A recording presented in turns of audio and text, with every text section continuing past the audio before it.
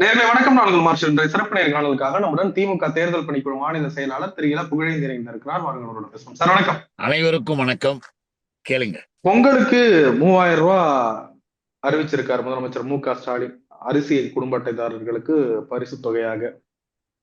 தினமலர் நாளிதழ் இன்றைக்கு காலையிலேயே தலைப்பு செய்தி வெளியிட்டு இருக்கிறது. எதிர்பார்த்தபடி அப்படின்னு போட்டு இந்த நியூஸை வெளியிட்டு இருக்கு. பலர் சொல்றாங்க தேர்தலுக்காக கொடுக்கக்கூடிய இந்த வாக்குக்கான பணம் தான் இது அப்படின்னு விமர்சிக்கிறாங்க. எப்படி பாக்குறது? அதாவது தேர்தலுக்காக பேசக்கூடிய பேச்சாக நான் அதை பார்க்கிறேன்.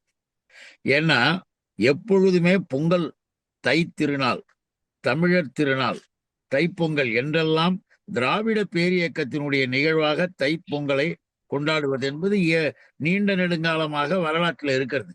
அப்படிப்பட்ட பொங்கல் நாளில் தமிழ்நாட்டு மக்களுக்கு, தமிழர்களுக்கு பொங்கல் கொண்டாடக்கூடிய அத்துணை பேருக்கும் நன்மைகளை செய்வது திராவிட மாடல்.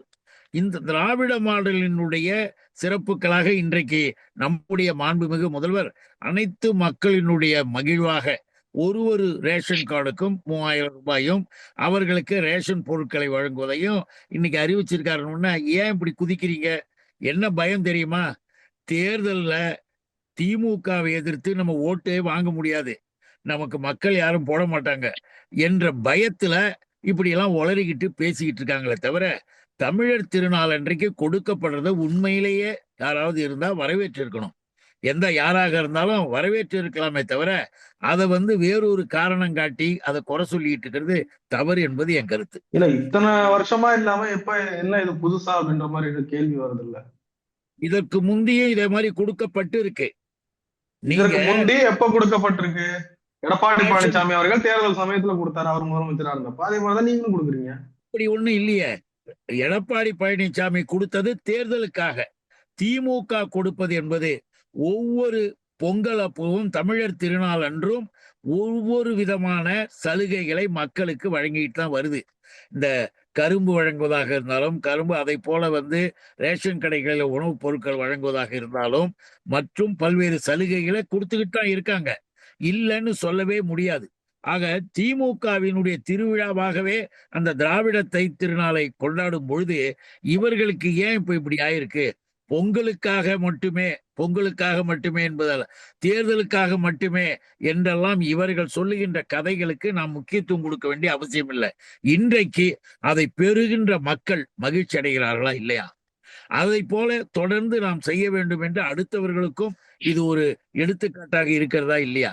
அதை பார்க்கறத விட்டுட்டு நிதி நெருக்கடியை தருபவர்களும், தேவை மக்களை கஷ்டத்துல ஆழ்த்து நினைப்பவர்களுக்கும், இப்படிப்பட்ட நிலையில திமுகவுக்கு கெட்ட பேர் ஏதாவது வருமா என்று ஆசைப்படுபவர்களும் இன்னைக்கு கத்திக்கிட்டு இருக்கிறாங்க. அவ்வளவுதான்.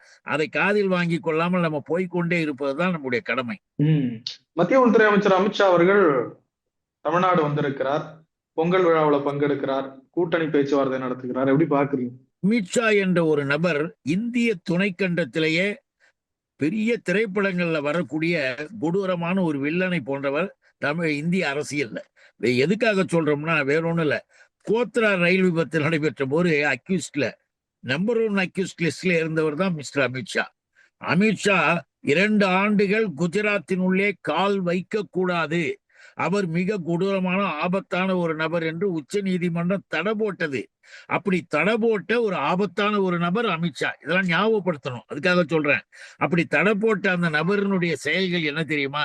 இன்னைக்கு தமிழ்நாட்டுக்கு திமுக ஆட்சியை குறை சொல்வதோ, திராவிட முன்னேற்ற கழகத்தினுடைய நிலைப்பாடுகளிலே ஏதேனும் மாறுதல்களாக செய்வதற்கு எங்களால் முடியும் பொய் சொல்வதாக இங்க தேர்தலுக்காக வந்திருக்காரு மிஸ்டர் அமித்ஷா.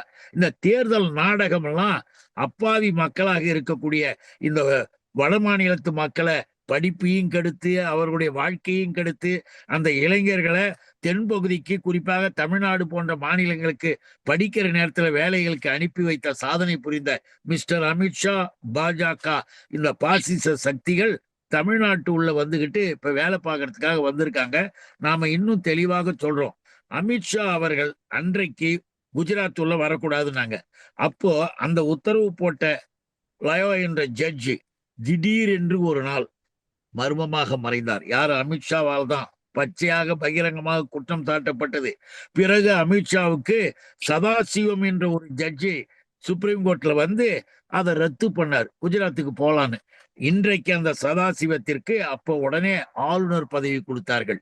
இப்படியெல்லாம் செய்யக்கூடிய தவறான காரியங்களுக்கு உதாரணமாக இருக்கக்கூடிய எடுத்துக்காட்டு தான் மிஸ்டர் அமித்ஷா. அதை விட இன்னொன்னு என்ன தெரியுமா?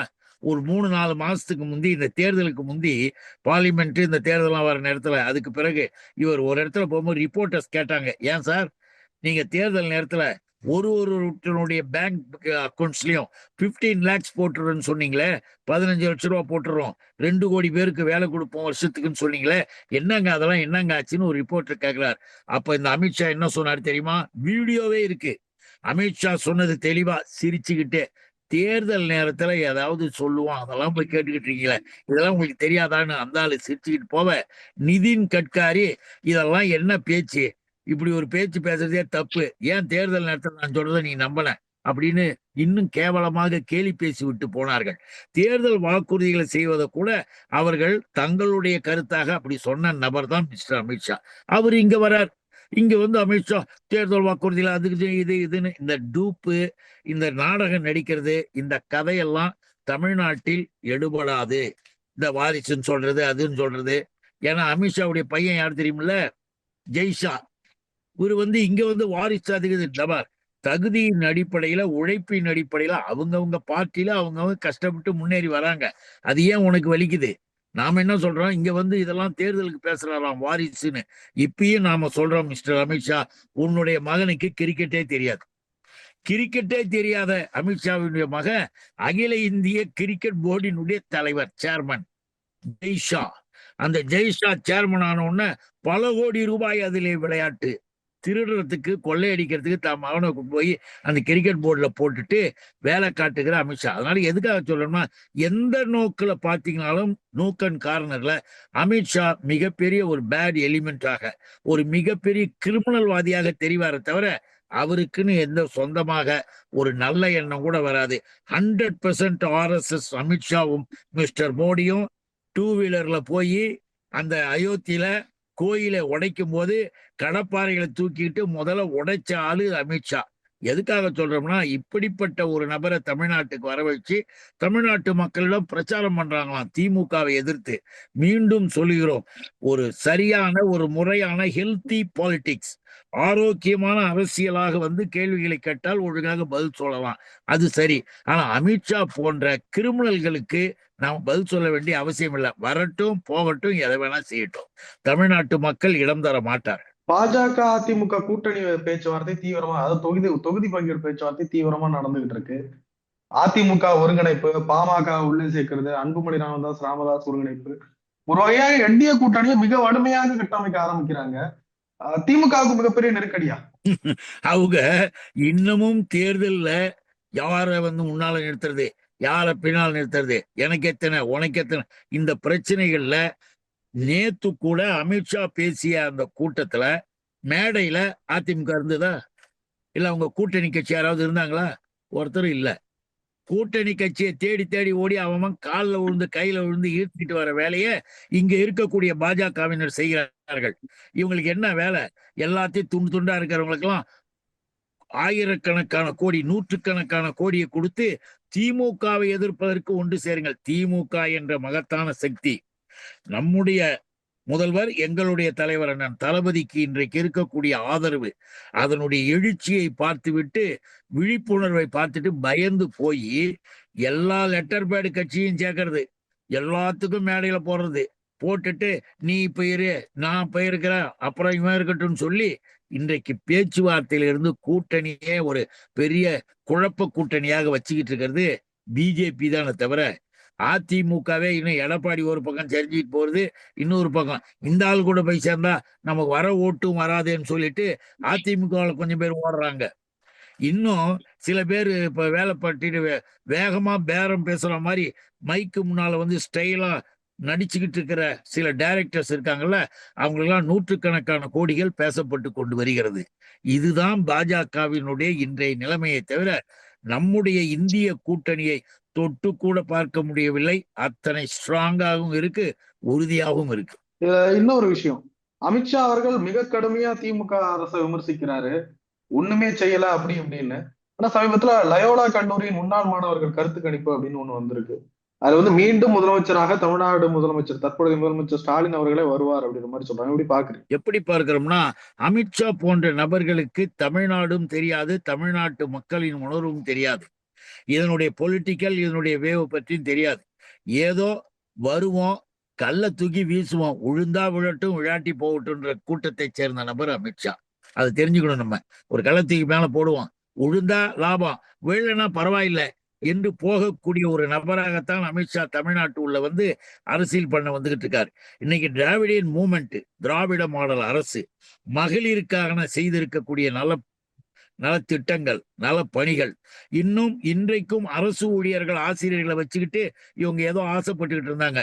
23 ஆண்டுகளாக பாதிக்கப்பட்டிருந்ததை நீக்கிய, யாராலும் முடியாது என்று சொல்லிக் கொண்டிருந்ததை சரி செய்தது நம்முடைய மாண்புமிகு முதல்வர் என்று அரசு ஊழியர் சங்கம்லாம் அவருக்கு நன்றி தெரிவித்துக்கிட்டு இருக்கிறாங்க. இன்னொன்னையும் புரிஞ்சுக்கணும், இந்த அமித்ஷாவும் சரி, அமித்ஷா கூட இன்னைக்கு ஓடி ஒதுங்கி பேரம் பேசுறதுக்காக சில பேர் அலைஞ்சுக்கிட்டு திமுகவை திட்டுறாங்க. டெய்லி ரிப்போர்ட்டர்ஸ்ட கூப்பிட வேண்டியது, திமுகவை எப்படி திட்டலாமோ திட்டிட்டு போயிட வேண்டியது. இதே வேலையா இருக்க 4-5 பேர் உங்களுக்கு தெரியும். சின்ன சின்ன கட்சிகள், அவங்களுக்கெல்லாம் தனியா நின்னா ஜீரோ. அவங்க இப்ப அமித்ஷா கூட சேர்ந்துக்கிட்டு பாஜக கூட சேரலாம் போலான்னு சொல்லிட்டு ஒரு இதெல்லாம் பார்த்துக்கிட்டு இருக்கிற இந்த நிலைகளையும் நம்ம புரிஞ்சுக்கணும்.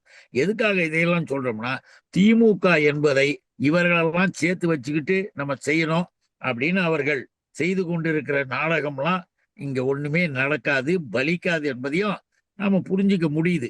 அதே நேரத்துல இப்ப பாஜக கூட இருக்கிறத இந்த அதிமுக, இந்த கூட்டங்கள், இந்த குரூப்புகள், அதிமுகவில் 14 விதமா இருக்கிறாங்க. அந்த 4 விதமாக இருக்கிறவங்களை என்ன செய்யலான்னு ஆலோசனை பண்ணிக்கிட்டு இருக்கிறதும் இன்னைக்கு பிஜேபி தான். அதுக்காக தான் நம்ம சொல்றோம், தமிழ்நாட்டுல வந்து உன்னுடைய இது அமித்ஷாவுக்கு தமிழ்நாட்டின் நிலையும் தெரியாது, உண்மையான ஒரு நிலையும் தெரியாது, சமூக நீதினா என்னன்னு தெரியாது. இன்னைக்கு பாருங்க, போன வாரம் ஆர்எஸ்எஸ் போன செய்திகள்ல பல செய்திகள் வந்ததுல அலகாபாத் ஆர்எஸ்எஸ் மாநாட்டுல என்ன போடுறான், நல்லா இது வந்து எல்லா மக்களும் தெரிஞ்சுக்கணும். ஆர்எஸ்எஸ் மாநாட்டு தீர்மானங்கள் என்ன தெரியுமா? இந்தியா என்ற பெயர் பாரத் என்று மாற்றுவோம். நாங்க அடுத்த முறை நாங்க நிறைய இது இந்தியாவில் எங்களுக்கு ஆதரவு பெருகுச்சுன்னா இந்தியா என்ற பெயரை பாரத் என்று மாற்றுவோம் ஒண்ணு போடுறான். அதுக்கு அடுத்ததாக 1, 2, 3 பாத்தீங்கன்னா கொடூரமாக இருக்கும்.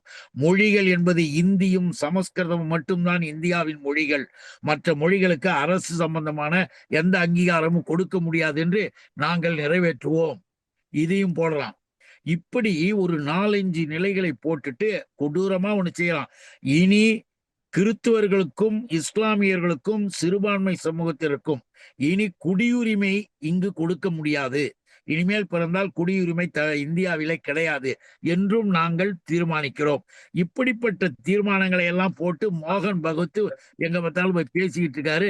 அந்த மோகன் பகவத் வந்து தன்னுடைய தலைவராக ஏத்துக்கிட்டு இருக்கிற அமித்ஷா இங்க வந்து நாடகம் நடிச்சுக்கிட்டு இருக்கிறார். அமித்ஷாவும் மோடியும் நடிகர்கள் என்பது தமிழ்நாட்டு மக்களுக்கு தெரியும். வேடிக்கை பார்க்கறதுக்கு போலாமே தவிர அதோட வீட்டுக்கு போய் சேர வேண்டியதான் அவங்களுடைய வேலை. தமிழ்நாட்டில் இதெல்லாம் ஆய்வு பண்ணி தான் லயோலா கல்லூரியினுடைய கருத்து கணிப்பும் மற்ற தோழர்களின் கருத்து கணிப்பிலும் மிக தெளிவாக அவங்க நூக்கன் கார்னர் பார்த்தாங்க. தளபதி மு.க. ஸ்டாலின் இப்படிப்பட்ட ஒரு முதலமைச்சரே இதுவரைக்கும் வந்தது கிடையாதுன்னு இந்தியாவில இருக்கிற முதல்வர்களுக்கெல்லாம் முதன்மையானவராக அவரை பார்த்து, அவரை பற்றி ஆங்கில பத்திரிகை எல்லாம் பாராட்டி போற்றி எழுதுகின்றன. இதெல்லாம் தான் வச்சுக்கிட்டு இன்றைக்கு கருத்து கணிப்புல அவர் முதலிடம் வரார். இன்னைக்கு தமிழ்நாட்டுல அவருக்கு இணையாகவோ அவருக்கு நேராக உட்கார்ந்து பேசுவதற்கு கூட எதிர்கட்சி தோழர்கள், தலைவர்கள் யாருமே ஒண்ணுமே கிடையாது. அதனால அந்த இடத்துக்கு அமித்ஷா நாடகம் ஆடுறதுக்கு வராரு. நேத்து கூட அவருடைய கூட்டத்தெல்லாம் பின்னால நாக்காளியெல்லாம் காலி. இதுக்கே ஒரு ஆளுக்கு 500 ரூபாய் கொடுத்துருக்குறாங்க. அவங்க துணிமணிகள்லாம் வேற கொடுத்து 500 ரூபாயும் கொடுத்து கூட்டுக்கிட்டு வந்தா கூட எல்லாம் வேடிக்கை பார்த்துட்டு பாதி பேர் காணாம போயிட்டாங்களாம். இதெல்லாம் எதுக்கு சொல்றோம்னா, இன்னைக்காவது புரிஞ்சுக்கிட்டு போய் வேலையை ஒழுங்கா பாருங்க. திராவிட மாடல் ஆட்சி நிற்கும், நிலைக்கும். நிறைய விஷயங்களை பகிர்ந்து கொண்டீங்க. ரொம்ப நன்றி சார். வணக்கம், நன்றி, வாழ்க. ஓகே.